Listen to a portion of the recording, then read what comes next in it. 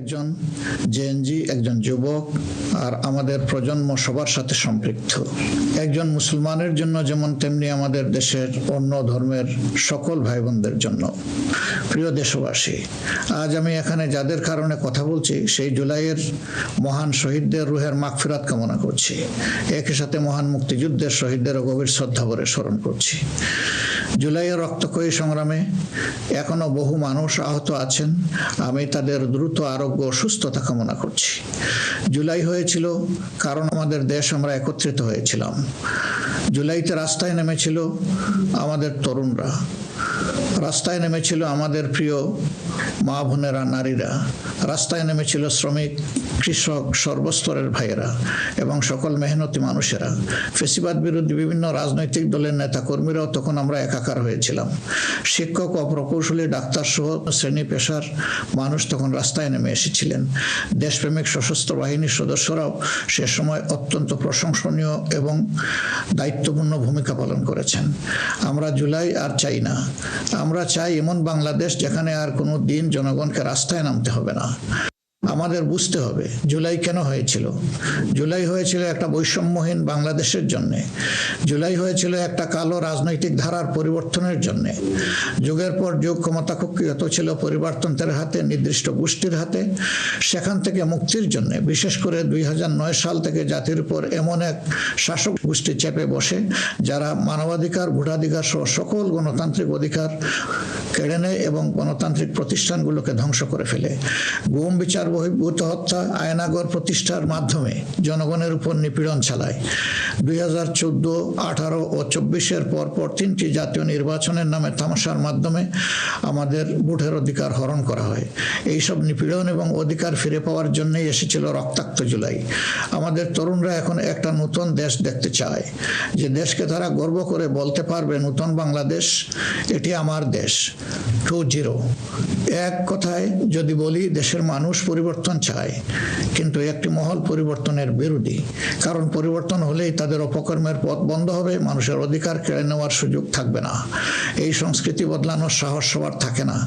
ক্ষমতাবানদের বিরুদ্ধে রুখে দাঁড়ানোর হিম্মত সবার হয় না। এই হিম্মত দেখিয়েছে আবরার ফাহাদ, আবু সাইদ মুগ্ধ, উসমান হাদি এবং তাদের সহযোদ্ধারা।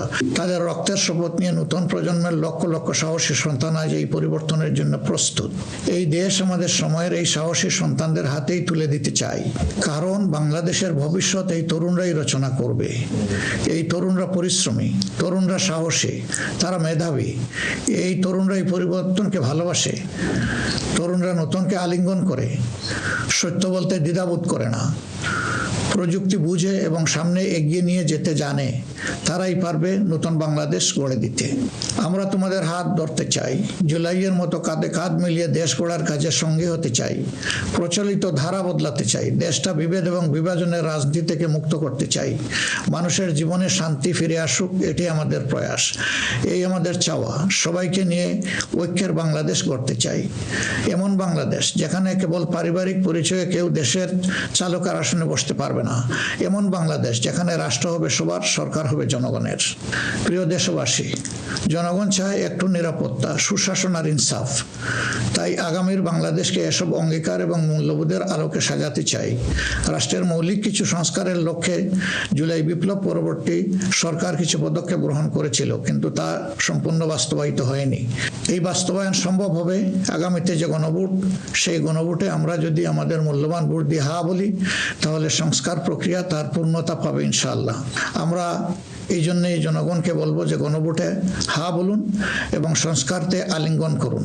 আমাদের সন্তানদের স্বপ্ন পূরণে আপনিও গুরুত্বপূর্ণ অংশীদার হন। নতুন বাংলাদেশের আকাঙ্ক্ষার আলোকে আমাদের পরিকল্পনা, কর্মসূচি, অঙ্গীকার আপনাদের নিকট স্পষ্ট করার চেষ্টা করেছি। বাংলাদেশে আমরাই প্রথম পলিসি সামিটের মাধ্যমে রাষ্ট্র পরিচালনার নীতি কৌশল জনগণের সামনে তুলে ধরেছি। আমাদের নির্বাচনী ইশতেহারে এর প্রতিফলন রয়েছে। এই প্রক্রিয়ায় অনেকেই আমাদেরকে সহযোগিতা করেছেন, তাদের প্রতি আমরা কৃতজ্ঞ। এছাড়াও আমরা সমাজের বিভিন্ন শ্রেণী পেশার মানুষের সাথে কথা বলেছি, বসেছি এবং তাদের মূল্যবান মতামত, পরামর্শ আমরা গ্রহণ করেছি।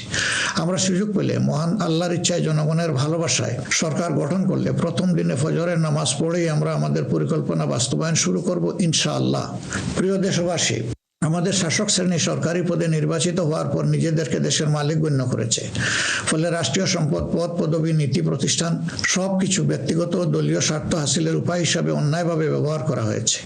এর ফলে চুরি ও দুর্নীতি, স্বজনপ্রীতির মাধ্যমে প্রতারিত করে জনগণের সম্পদ লুণ্ঠন করা হয়েছে। উন্নয়ন প্রকল্প ব্যক্তিগত দলীয় লুণ্ঠনের সিঁড়ি হিসেবে ব্যবহৃত হয়েছে। এই ব্যবস্থার অবসান ঘটানোই আমাদের প্রধান লক্ষ্য।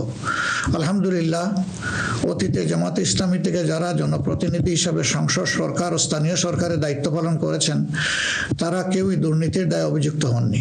তারা দক্ষতার সাথে দায়িত্ব পালন করেছেন। আপনারা দেশের মানুষ তারই সাক্ষী। প্রিয় দেশবাসী, আগামী জাতীয় সংসদ নির্বাচন জাতিকে একটি নতুন স্বপ্নের দিকে নিয়ে যাওয়ার এক মহা সুযোগ হিসাবে এসেছে। যেসব সমস্যা আমরা বিগত দিনে সমাধান করতে পারিনি, যে লুটেরা গোষ্ঠীকে আমরা নিয়ন্ত্রণ করতে পারিনি, সেসব সমস্যার সমাধান এবং লুটেরা গোষ্ঠীর নিয়ন্ত্রণের সুযোগ হচ্ছে আগামী নির্বাচন।